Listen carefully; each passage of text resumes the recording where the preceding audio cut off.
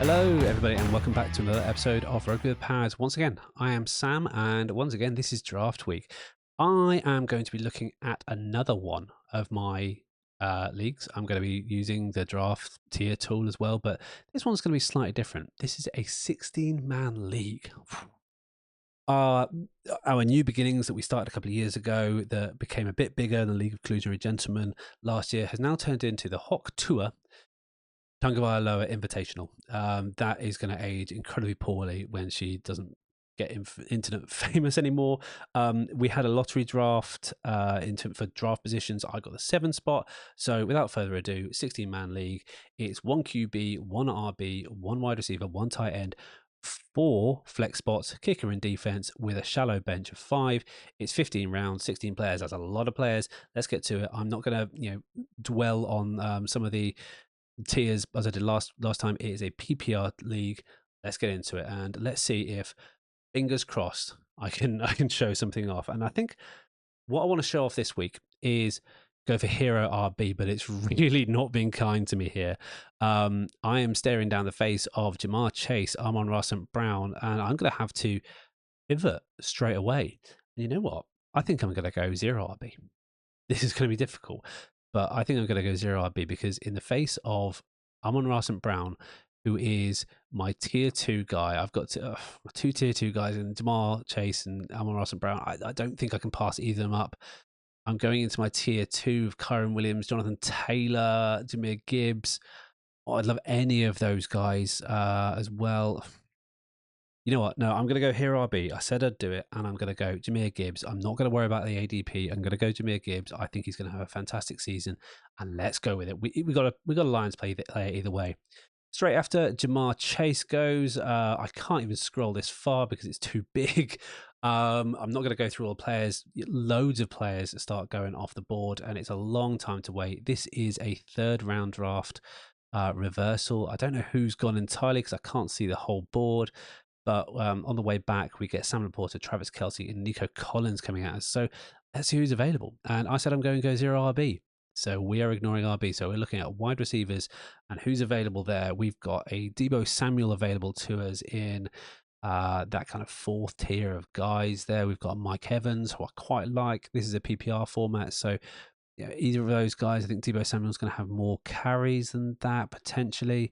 Stephon Diggs, he's a bit too rich for my liking. Let's go tight ends because this has got a tight end premium to it as well. So the idea about this is that even though it's massive, you can play around and really make some cool stuff here because I've tried to even out all the positions. And you know what? If I'm going to go 0 RB, it's got a long time to wait to wide receivers, and a lot of wide receivers gone.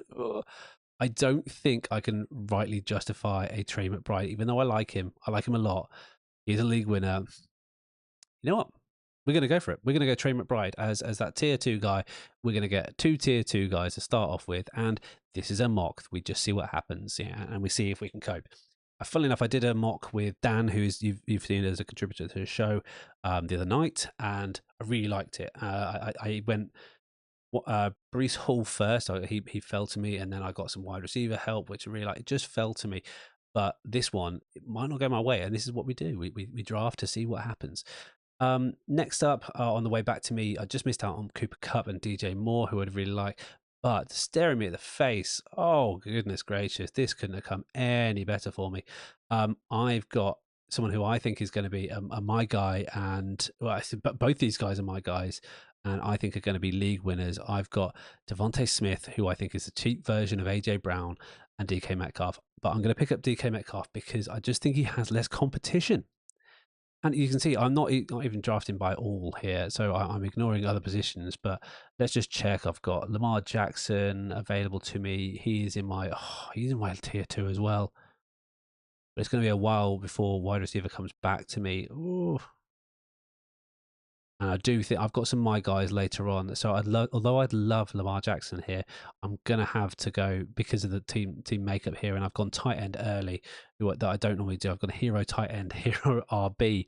I'm gonna go with DK Metcalf, and yeah, gonna go that. So I've gone hero RB. So I'm not gonna touch running back for a little while until probably at least the 6th or 7th round.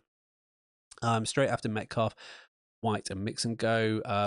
Lamar Jackson does go, Kincaid, Kamara, Andrews go. So I'm glad I went early on Trey McBride, although maybe I went a bit too early. I don't know.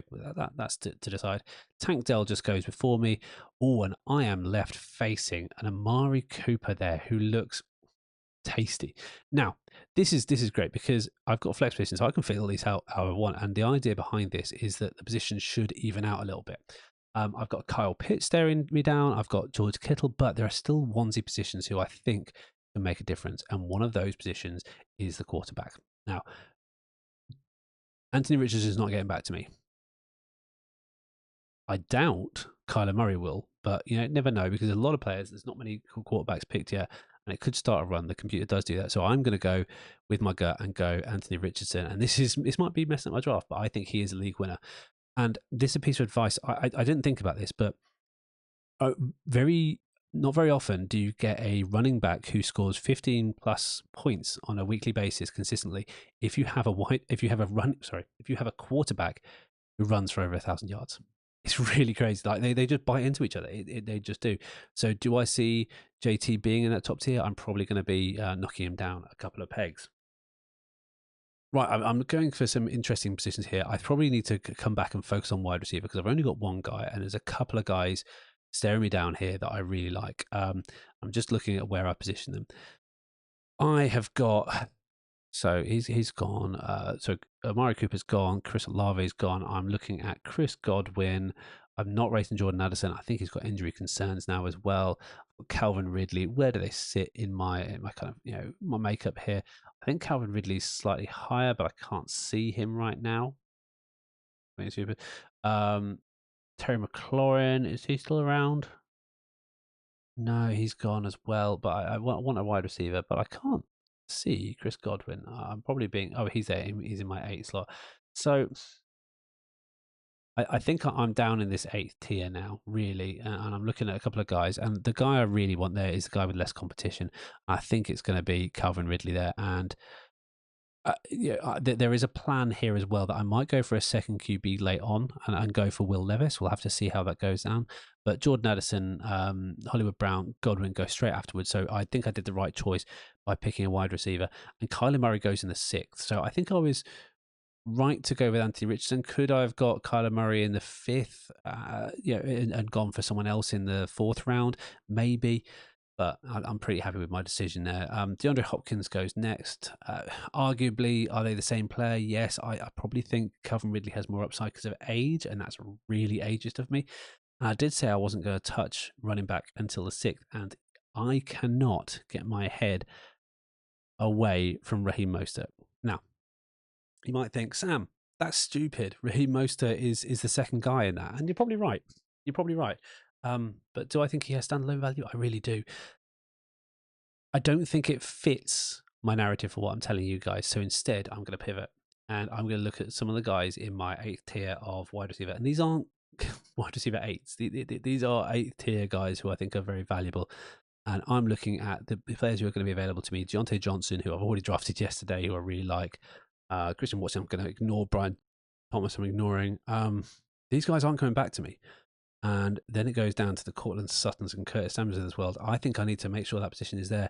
It is a PPR tournament after all, and I think the PPR nature of Deontay Johnson's play is going to be the one I go for. So I go for him. So my first 6 picks: Anthony Richardson, Jahmyr Gibbs, DK Metcalf, Trey McBride, Calvin Ridley, and Deontay Johnson. As you can see, we're doing this as a wanna. So we're just going to keep plowing through and seeing what happens. I'm doing this back to back after my home league draft as well. We're faced again with a load of incredibly tough decisions, but I've already talked about it before. Dalton Schultz, don't sleep on him. He is so high on my list. And I've ignored the tight end position because I went early with McBride, but Dalton Schultz is my guy. He's in the 4th. Dalton Kincaid, Kyle Pitts, and TJ Hawkinson are there. If I had to pick between them, because TJ Hawkinson is on the pup, it's going to be Dalton Schultz. So get on my team. He's going to be in my flex spot. And although I hate tight ends normally, I'm rating him this time. TJ Hawkinson goes next, so I would not have got either of those guys, and I've avoided the tier break, and we're carrying on, and then we can, zig while other people zag. And we haven't broken our hero RB yet, so we're now looking at a second RB. Now, this is not going to be necessarily a player who I need to play straight away. This is going to be a player who I just want to pick for upside and go for that, because yeah, even though I'm picking him based on where he's going, at this point, these guys could sit on my bench. I'm more than happy with that, and I'm probably going to start dispensing with some of the tiers at this point because you see these tiers get quite big. But I'm looking at Blake Corum, who's in my 7th tier, I think. I'm looking at Jerome Ford, who I think could have instant value. And based on the fact that I don't have any other guys, I want people who are going to be on the field. Jerome Ford is going to be on the field early, at the very least, until he gets ousted by Deontay Foreman. Could it happen? Maybe. Or yeah, I think he's going to be the number 1 pick in that side. Chase Brown is an interesting one, going up against Zach Moss. Could be either of them. But when there's doubt, go with the player who you think is going to get on the field, and that's going to be Jerome Ford as my RB2. You can see in a 16-man league, it's very hard. It gets very thin very fast, and you've got to know your stuff about who's available, what's available, and what you're going to do. Jerome Ford is potentially going to get in my flex. And if I looked at the other teams, let's pick another random team. Let's pick the guy in slot 5. Yeah, he's got Kyler Murray, Breece Hall, Jordan Addison, Mark Andrews as starting 4, Derrick Henry, Joe Mixon, Ty Spears, Cortland Sutton.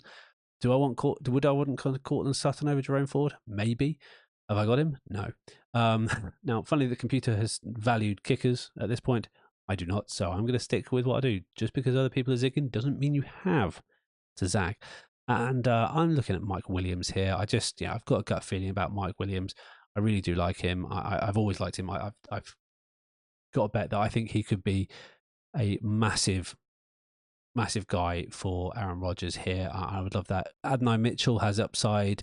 He will build a relationship with Anthony Richardson, but I think Anthony Richardson is good on the ground, and that's what he's going to do. So I'm just going to play for the upside at this point. I'm going to go Mike Williams and hope that I avoid that. And he would probably take the space in my flex if he's healthy. So yeah, that solves that problem as well.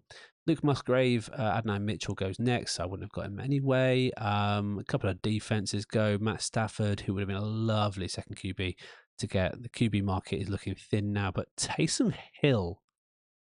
This is really interesting. Taysom Hill's staring at me, and I'm thinking the value of the dual position nature of him. Can I take him? Do I think Derek Carr's going to suck this year? Yes, I do. Do I think Taysom Hill's going to be interesting? He's a massive troll player. If he comes back to me, I will make a promise to you guys that I will pick him up. But now I'm looking at, as Rashid Shaheed, Gabe Davis is obvious. The upside, I'm playing for upside. Gabe Davis is there. Could have picked Brandon Cooks as well. Again, he's going to be on the field at the very least. Gabe Davis is one of 3. Brandon Cooks is one of 2 at the moment, so he's probably the better pick. But I've gone with Gabe Davis because, like a serial abuse. This is getting dark. I made this joke in the chat the other day. Obviously, if you're victim of abuse, you need to get it seen to and sorted, etc. Talk to people. But I make the joke around like the abuser, you need to be hurt again. That's my relationship with Gabe Davis. Dark as that section was, let's get back to the lively stuff. And has he come back to me? I did promise I'd get him. So you know what? For lols, I'm getting Taysom Hill in the 11th slot here. So I really like this team. So I've got my backup quarterback and I've got a backup tight end as well there in one go. Deshaun Watson goes shortly afterwards. Gibson, Vidal, who I've warmed off a little bit. But I'm looking at the upside of Quentin Johnson here. Now, yes, he had a pretty tosh first season. But can he do good? He's got first round draft capital. I think he can. So, I'm picking the upside of Quentin Johnson here. I think he's going to be on the field regardless, even in 2-person setups. You're seeing a lot of that at the moment. So, availability is the best ability. And, providing he doesn't bring his bricks for hands to the table, I think he's a fantastic choice. At this point, it's gotten very thin in the market here. The highlights of who's gone is Malachi Corley, so I'm not going there. I've got Rashad Bateman. I'm not a big fan of Rashad Bateman's season. Luke McCaffrey, Wan'Dale Robinson. This is looking grim. So I'm going to be looking at the kind of backup running backs who I think could have opportunity should things fall their way. And still, it is looking poor. But the one guy who I think it's a difficult position and a difficult position group to assess at the moment is Alexander Madison at Las Vegas. This is a throwaway pick, really, but he's got the upside there. So I'm going to go for Alexander Madison, and that is probably going to be my lot when it comes to skill players. And I'm just going to play this out in the background and draft a defense and a kicker. But for the sakes of those of you on the audio side of things, Anthony Richardson, Jameer Gibbs, DK Metcalf, Trey McBride, Calvin Ridley, Deontay Johnson, Dalton Schultz, Jerome Ford, Mike Williams, Gabe Davis, Taysom Hill, quarterback and tight end, Quentin Johnson, Alexander Madison, as part of a 16-man, 15-round team. And I'll finish it off with the Seahawks and Matt Gay, just as throwaway picks for the time being. But that is what Hero RB can get you. And I decided I want to go Hero RB. I drafted my Hero RB, Jameer Gibbs, in the first, and he's going to be a volume play, great for PPR as well. I'm really happy with that pickup. And then I picked my next guy up in the 8th round, Jerome Ford and Alexander Mattison, to back him up. I am hoping for some injuries, but well, not hoping, but I am sure there will be injuries, etc., and I will be able to pick someone off of the waiver wire of people, because you can only play so many of these players. So this is a very tough league, but that's how I've played Zero RB in a tier-based system. Once again, thank you for listening. If you've got any questions, you can contact me on all the socials. You can support the pod and get access to the tiers for as little as £1 a month at rugbywithpads.com. Follow me, like, subscribe, share, all of that fun stuff. I'll be back tomorrow with another draft for you in draft week, and I will see you soon, the virtual gridiron.